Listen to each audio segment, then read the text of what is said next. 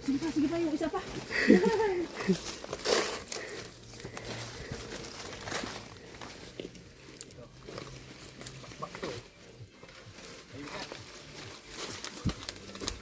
Hindi bang buhay ito? Sabi nang matulog na lang. Naka-earphone pa. Hindi nga eh.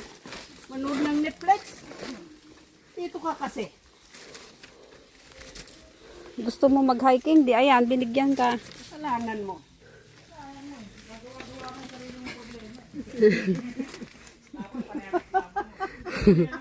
Ay, bilis!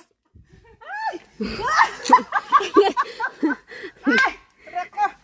Ito na naman tayo nito. Hindi matahimik ang bundok pag ganito. Nagpakahirap tayo sa inikotan. Ito pa ang dami.